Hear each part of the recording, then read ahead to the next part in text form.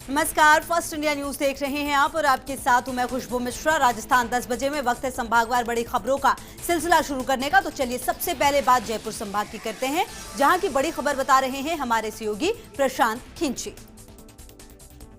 CM के साथ budget पूर्व संवाद के दौरान औद्योगिक संगठनों ने एमनेस्टी स्कीम के तहत करों में छूट देने की मांग की। वहीं पर्यटन उद्योग से जुड़े प्रतिनिधियों ने भी राहत की मांग की। Rajasthan association of tour operators अध्यक्ष कुलदीप सिंह चंदेला ने कहा कि कोरोना की वजह से हुए नुकसान की भरपाई हो, टूर ऑपरेटर्स का मोटर व्हीकल एक्ट के तहत लगने वाला 2 साल का कर माफ हो। वहीं होटल एंड रेस्टो एसोसिएशन संयुक्त सचिव रणविजय ने कहा कि पर्यटन को उद्योग का दर्जा दिया है, लेकिन इसकी सुविधाएं नहीं दी जा रही है। केंद्र के बजट से राहत नहीं मिली, बल्कि सरकार ने पर्यटन का बजट 20% कम कर दिया है। ऐसे में राज्य का पर्यटन का बजट कम से कम 500 करोड़ किया जाए। वहीं हेरिटेज होटल एसोसिएशन अध्यक्ष राजेंद्र पचाल ने कहा कि हेरिटेज होटल का संचालन मुश्किल हो रहा है। आबकारी नीति, कन्वर्जन नीति और पट्टे से जुड़ी नीति को लेकर परेशानी का सामना करना पड़ रहा है।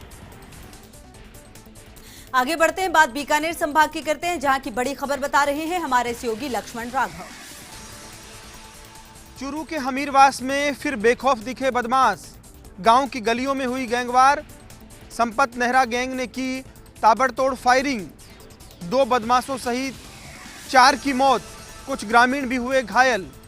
पूरा घटनाक्रम आज दोपहर का है, जब एक गाड़ी में सवार हुए कुछ बदमाशों ने मोजा गांव में आकर अंधाधुंध फायरिंग कर डाली। इस दौरान प्रदीप की मौके पर मौत हो गई। ये प्रदीप वही बदमाश था जो अजय जैतपुरा की हत्या जब संपत नेहरा ने की तो उस वक्त उसके साथ था, और उस पूरे मामले में रिपोर्ट भी प्रदीप ने ही दर्ज कराई थी। प्रदीप को संपत नेहरा गैंग लगातार धमकी भी दे रही थी और मामले से पीछे हटने की कह रही थी, लेकिन प्रदीप ने ऐसा नहीं किया, जिसका आज उसे परिणाम भुगतना पड़ा और उसकी गोली मारकर हत्या कर दी गई। कहा जा रहा है कि संपत नेहरा गैंग का भी एक बदमाश ढेर हुआ है, लेकिन इस पूरे घटनाक्रम में ग्रामीणों में खासा आक्रोश दिखा। उनका आरोप था कि हमीरवास थाना पुलिस बहुत लेट पहुंची। पूरे मामले को लेकर पूर्व सांसद राम सिंह कसवा ने कहा कि पुलिस की लापरवाही रही, तो वहीं प्रतिपक्ष उपनेता राजेंद्र राठौड़ ने एक ट्वीट करते हुए सरकार पर निशाना साधा है। उनका कहना था कि चूरू अपराधियों की ऐसगा बनता जा रहा है और पुलिस प्रशासन नाकाम है।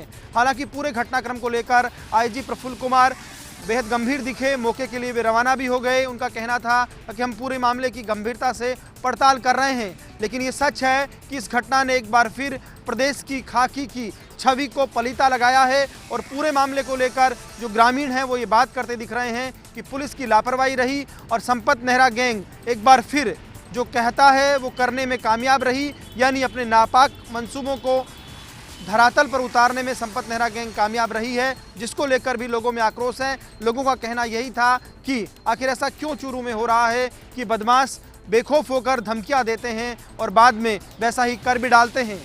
पूरे मामले में जरूरत इस बात की है कि राज्य सरकार बेहद गंभीरता बरते और एक स्पेशल टीम बनाकर कम से कम 1970 से चली आ रही चूरू राजगढ़ में इस गैंगवार का खात्मा करे। आगे बढ़ते हैं, बात अजमेर संभाग की करते हैं, जहां की बड़ी खबर बता रहे हैं हमारे सहयोगी यूनुस खान। पुलिस की साइबर सेल को तकनीकी रूप से मजबूत बनाने के साथ ही 4 जिलों में अभय कमांड सेंटर को तकनीकी रूप से मजबूत बनाने को लेकर आज अजमेर रेंज के आईजी एस सिंगातिर आज नागौर जिले के दौरे पर है, जहां पर जिला पुलिस अधीक्षक कार्यालय में नागौर जिले के समस्त पुलिस अधिकारियों की बैठक ली। अजमेर रेंज आईजी एस सिंगातिर ने आज नागौर जिला पुलिस अधीक्षक कार्यालय में एसपी श्वेता धनखड़ की मौजूदगी में डीडवाना और नागौर सेक्टर के समस्त थाना अधिकारी वर्ताधिकारियों की बैठक ली। अजमेर रेंज आईजी एस सिंगातिर ने बैठक में थानावार अपराध और कानून व्यवस्था संबंधी समीक्षा करते हुए प्रभावी कार्रवाई करने और थानों में आने वाले अपराधियों से तत्काल सुनवाई करते हुए उनकी समस्याओं का निराकरण करने और पारदर्शिता और ईमानदारी से कार्य करने के लिए समस्त थाना अधिकारी को निर्देश भी दिए गए। थानों में दर्ज बलात्कार, पोस्को एक्ट, SC/ST एक्ट में दर्ज पेंडिंग प्रकरणों की विस्तारवार थानावार चर्चा करते हुए त्वरित कार्रवाई करने के निर्देश दिए गए। थानों में दर्ज हत्या, लूट, डकैती के पेंडिंग प्रकरणों की चर्चा करते हुए पेंडिंग मालखाना पर भी चर्चा की गई। वहीं लापरवाही बरतने वाले थानाधिकारियों को फील्ड पोस्टिंग से हटाने की चेतावनी भी दी गई है। आगे बढ़ते हैं, बात भरतपुर संभाग की करते हैं, जहां की बड़ी खबर बता रहे हैं हमारे सहयोगी रवि कटारा।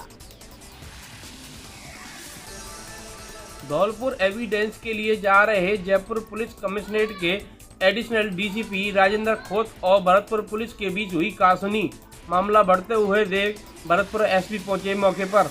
जयपुर पुलिस कमिश्नरेट के अधिकारी राजेंद्र खोत एविडेंस के लिए धौलपुर जा रहे थे, तभी सेवर इलाके की रात्रिकालीन गश्त ने आगरा जयपुर NH 21 पर मलाई के पुलिया के नीचे उनकी गाड़ी को देखा और उन्हें रोका, जिसके बाद दोनों के बीच कासुनी हो गई। वहीं मामला बढ़ते हुए देख भरतपुर एसपी देवेंद्र बिश्नोई मौके पर पहुंचे और जहां गश्त कर रहे पुलिस कर्मियों को फटकार लगाई, जिसके बाद एडिशनल डीसीपी को वहां से रवाना कर दिया गया।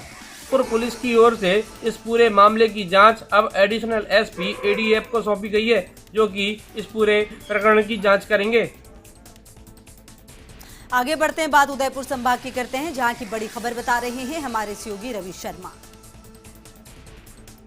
महिला को शादी का झांसा देकर यौन दुष्कर्म करने वाले उदयपुर के गोगुंदा विधानसभा क्षेत्र के भाजपा विधायक प्रताप भील की बड़ी मुश्किलें। इस पूरे मामले में CID CB ने जांच की शुरू। एक विवाहिता ने IG के समक्ष पेश होकर बताई थी अपनी पीड़ा। उदयपुर की गोगुंदा विधानसभा क्षेत्र के भाजपा विधायक प्रताप भील पर एक महिला ने शादी का झांसा देकर यौन शोषण करने का मुकदमा दर्ज कराया है। उदयपुर पुलिस ने मामला दर्ज कर जांच CID CB को सौंप दी है। दरअसल एक महिला ने पुलिस अधिकारियों के समक्ष पेश होकर परिवाद दर्ज कराया था कि विधानसभा क्षेत्र गोगुंदा के भाजपा विधायक प्रताप भील ने पिछले 2-3 सालों में मेलजोल बढ़ाकर उसका शारीरिक शोषण किया और शादी करने का झांसा भी दिया। इस पूरे मामले में पुलिस ने पीड़िता का मेडिकल कराया और अग्रिम जांच जारी है। पूरे मामले के सामने आने के बाद पार्टी संगठन से लेकर पूरे राजनीतिक गलियारों में आज ये चर्चा रही कि आखिर कैसे एक माननीय विधायक ऐसे घिनौने कृत्य में लिप्त हो गए। आगे बढ़ते हैं, बात जोधपुर संभाग की करते हैं, जहां की बड़ी खबर बता रहे हैं हमारे सहयोगी राजीव गौड़। जोधपुर जिले के बिलड़ा कस्बे के गांव खेजरला के रहने वाले लक्ष्मण राम की शहादत के बाद आज जैसे ही पार्थिव देह उनके गांव पहुंची, पूरे गांव की रुलाई फूट पड़ी। सैन्य सम्मान के साथ उनका अंतिम संस्कार किया गया। राजस्थान के राज्यपाल से लेकर मुख्यमंत्री अशोक गहलोत तक ने अपनी संवेदनाएं व्यक्त की है, तो वहीं दूसरी ओर पूरे खेजरला गांव के अंदर 25,000 से अधिक लोग अंतिम संस्कार में शामिल हुए। जिस तरीके से लक्ष्मण राम का सपना था कि वो देश के काम आए और वो देश के काम आ गया। अप्रैल माह में शादी होनी थी। जैसे ही पार्थिव देव के घर पर पहुंची, पूरे परिवार की हालत इतनी गंभीर हो गई कि संभालना मुश्किल हो गया।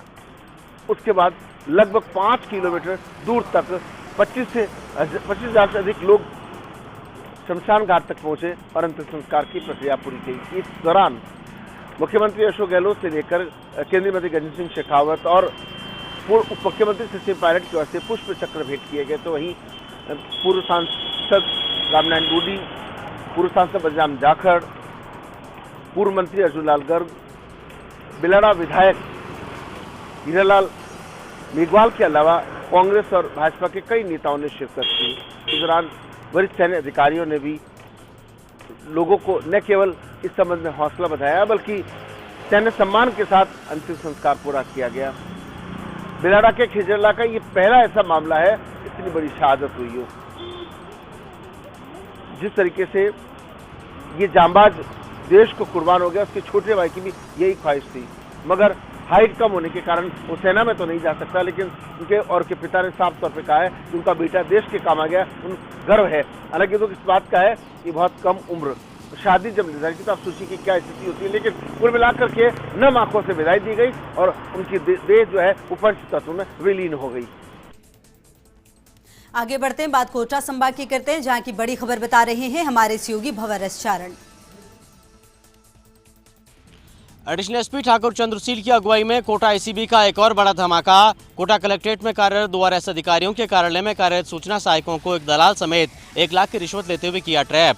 इस पूरे मामले में लाडपुरा एसडीएम दीपक मित्तल और साथ में सहायक कलेक्टर बालकृष्ण तिवारी की भूमिका भी एसीबी ने प्राथमिक तौर पर रिश्वतखोरी में संलिप्त मानी है। दलाल के मार्फत रिश्वत लेते हुए फिलहाल लाडपुरा एसडीएम में कार्यरत सूचना सहायक एकांत बाबू को एसीबी ने गिरफ्तार कर लिया है, जबकि सहायक कलेक्टर कार्यालय में कार्यरत दूसरे सूचना सहायक दीपक राजवंशी की तलाश जारी है, जो फिलहाल फरार बताया जा रहा है। ये पूरा मामला भारतमाला प्रोजेक्ट के तहत अवैध की गई जमीन की अवाप्ति के बाद उसके मुआवजे से जुड़ा हुआ है। इस पूरे मामले में संयुक्त कृषि भूमि में एक खातेदार को पहले इन दोनों आरएस अधिकारियों के कार्यालय में कार्यरत सूचना सहायकों ने एक ही कब्जादार बताते हुए और उसको मुआवजा देने के लिए लाखों की रिश्वत देने के लिए उस पर दबाव डाला और बाद में जब पैसे नहीं दिए गए तो फैसला संयुक्त कृषि भूमि में किसी और खातेदार के पक्ष में देकर के और करीब 2 करोड़ का मुआवजा उसके खाते में ट्रांसफर करने की तैयारी कर ली और बाद में इस पैसे को रोकने के लिए भी फिर से 1 लाख की रिश्वत देने के लिए कहा गया और बाद में आज 1 लाख की रिश्वत लेते हुए दलाल समेत एक सूचना सहायक एसीबी की जद में आ गया।